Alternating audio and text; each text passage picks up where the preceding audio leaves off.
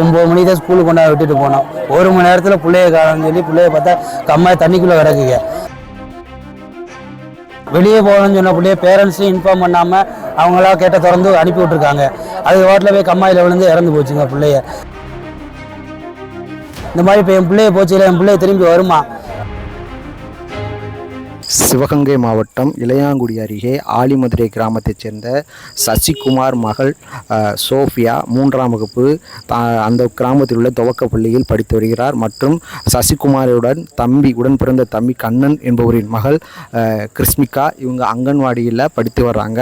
இன்னைக்கு பார்த்தீங்கன்னா கிருஷ்மிகா காலையில் பள்ளி செல்லும் பொழுது மதியம் மலம் கழித்துள்ளதாக கூறப்படுகிறது. ஆனால் அங்கன்வாடி டீச்சர் தினேஷ் அம்மாள் அதை சுத்தம் செய்யாமல் இருந்துள்ளார். உடனடியாக துவக்கப் பள்ளியில் படிக்கும் தனது அக்காவை அழைத்து கொண்டு பள்ளிக்கு எதிரே உள்ள கண்மாய்க்கு சென்றுள்ளார்கள். கால் கழுவ உள்ளே இறங்கும் பொழுது தங்கை கிருஷ்மிகா உள்ளே அமுங்கி தண்ணீருக்குள் சென்றுள்ளார்.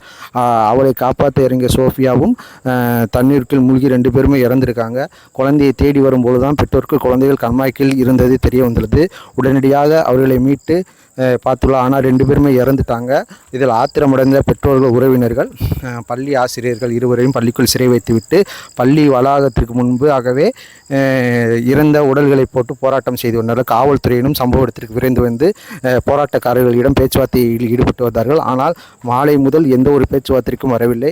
ஆர்டிஓ, டிஓ, சிஓ எல்லா அதிகாரிகளும் பேச்சுவார்த்தை பார்த்தாங்க. ஆனால் வரலை. இறுதியாக பார்த்தீங்கன்னா மாவட்ட கண்காணிப்பாளர் ஹர்ஷித் ராவத் பேச்சுவார்த்தை ஈடுபட்டு ஒரு பக்கம் முடிவானது. ஆனால் ஒரு சடலத்தை எடுக்க முற்பட்ட போது மறுபடியும் மக்கள் தள்ளுமுள் ஏற்பட்டது. இறுதியாக பேச்சுவார்த்தை நடத்தி சடலத்தை தற்போது இளையாங்குடி அரசு மருத்துவமனைக்கு பரிசோதனைக்கு எடுத்து செல்வதாக கூறப்படுகிறது. இதனைத் தொடர்ந்து இருவரும் உயிரிழப்புக்கு காரணமாக இருந்த துவக்கப்பள்ளி ஆசிரியர் தாயின் மேரி மற்றும் அங்கன்வாடி ஆசிரியர் தினேஷ் அம்மாள் இருவரையும் மீதும் பணி இடைநீக்கம் நடவடிக்கை எடுத்துள்ளதாக தற்போது தெரிய வந்துள்ளது. தற்போது இந்த இறந்த 2 குழந்தைகளின் குடும்பத்தார்களுக்கு பெற்றோர்களுக்கு தலா 3 லட்சம் ரூபாய் நிதி உதவி தமிழக முதல்வர் மு க ஸ்டாலின் அறிவித்துள்ளார். இந்த சம்பவம் இப்பகுதியில் மிகுந்த சோகத்தை ஆழ்த்தி உள்ளது. 9 மணிக்கு தான் ஸ்கூலுக்கு கொண்டாந்து விட்டுட்டு போனோம். 1 மணி நேரத்தில் பிள்ளைய காலம்னு சொல்லி பிள்ளைய பார்த்தா கம்மாய் தண்ணிக்குள்ளே கிடக்குங்க. அப்போ பள்ளி கவனக்குறைவுனால இந்த மாதிரி ஆயிடுச்சு. பள்ளி கம்மாய்க்கில் போனால் பள்ளி பூட்டவே இல்லை, எந்த ஒரு ரெஸ்பான்ஸ் இல்லை. வெளியே போகணும்னு சொன்ன பிள்ளைய பேரண்ட்ஸையும் இன்ஃபார்ம் பண்ணாமல் அவங்களா கேட்ட திறந்து அனுப்பி விட்டுருக்காங்க. அது வாட்டில் போய் கம்மாயில் விழுந்து இறந்து போச்சுங்க பிள்ளைய. இப்போ எங்கள் பள்ளியாசிரியர் இப்போ எந்த கவனக்குறையும் இல்லாத ஒரு இது இல்லை, பாத்ரூம் இல்லை, தண்ணி இல்லை, எதையுமே இல்லைங்கிறாங்க. அப்போ எதுக்கு கவர்மெண்ட்டில் பிள்ளைகளை படிக்க வைக்கிறாங்க? இந்த மாதிரி இப்போ என் பிள்ளைய போச்சு, இல்லை என் பிள்ளைய திரும்பி வருமா?